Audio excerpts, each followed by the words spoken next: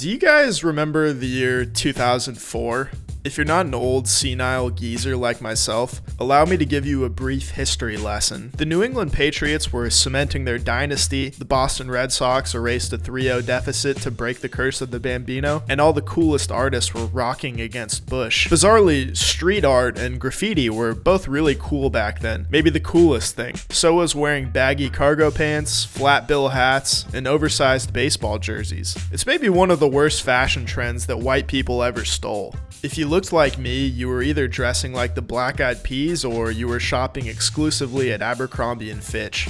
Aesthetically speaking, the year 2004 was truly awful, but damn, was it a movement for like 5 minutes. EA Sports essentially made a time capsule for the year 2004 when they released NFL Street, a game that puts your favorite NFL stars in an urban style pickup setting that favors style and attitude as much as toughness and skill. I decided to revisit this game for the first time in over a decade, mostly because you guys have been suggesting it for a really long time and I'm desperate for the views. My first order of business is to choose a group of players for a pickup game. I'm playing as Team 2, and my first pick is former quarterback and mushroom enjoyer Jake Plummer, who's probably best known for beating Tom Brady in the playoffs and for flipping off his own fans. Then I'm rolling with Mike Alstott, the epitome of John Gruden's pound the rock philosophy. And folks, I don't know Mike Alstott's politics, but all I'm saying is if he was there on January 6th, we'd probably have a different president right now. I snagged Grant Wistrom, whose golden hair makes him look like he could have surfed the coast of Missouri if he wanted to. After that, I'll go with Charles Woodson, who,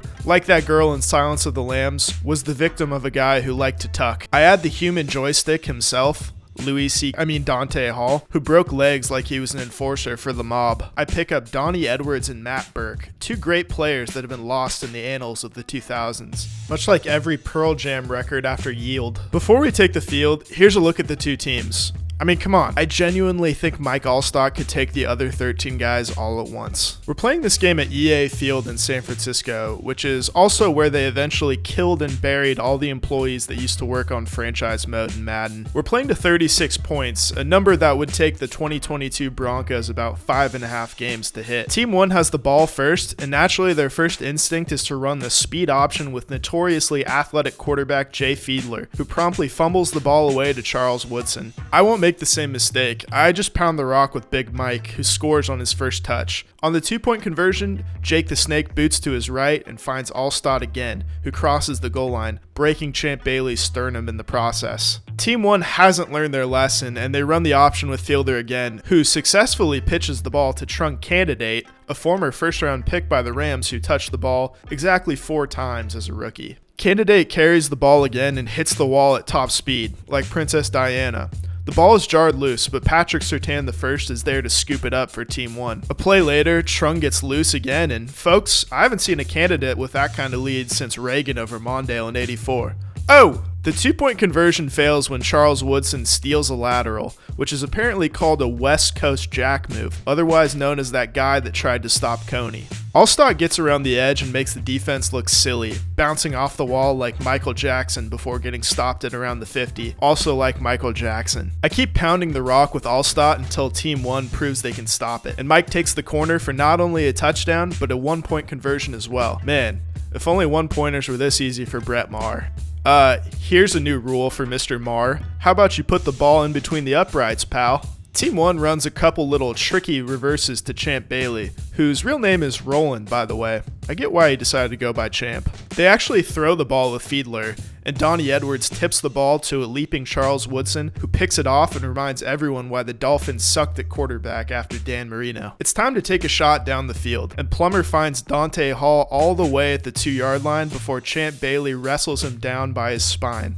Alstott gets us down to the 1-inch line, and Jake the Snake does the rest, doing that weird video game thing where quarterbacks stand straight up as soon as they cross the goal line. You know what I'm talking about? Alstott dives for the extra point, and suddenly, we have a 16-point lead. Grant Wistrom blows up Candidate in the backfield, and then somehow Champ Bailey is able to power through Mike Alstott for a first down. Candidate gets loose and showboats the whole way to the end zone, while Dante Hall makes a last-second dive like Garrett Bowles. Candidate gets an extra point, and now the lead is cut to just 9. After a Mike Alstott first down, Jake Plummer gives the entire offense some of his mushrooms, causing everyone to trip balls and do crazy shit like lateral the ball to Matt Burke. Alstott sends half the defense into an ego death as he powers his way for another touchdown, while Dante Hall looks like the Flash as he races around the D for a 1-point conversion. If only Ezra Miller had that kind of speed, they wouldn't have gotten arrested 589 times in the last 2 years. We're now a touchdown away from ending it, but Champ Bailey hauls in a long pass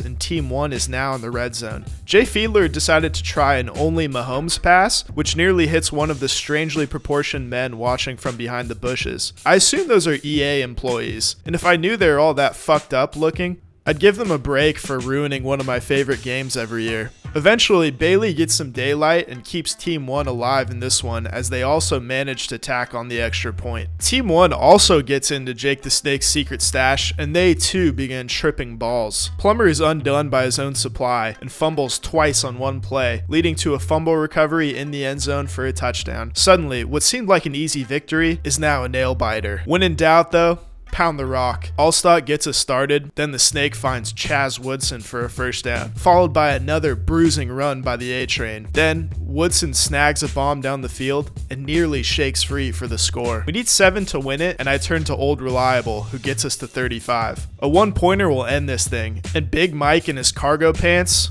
they call game. Team 2 wins it by a score of 36-28, and that's going to do it for this episode.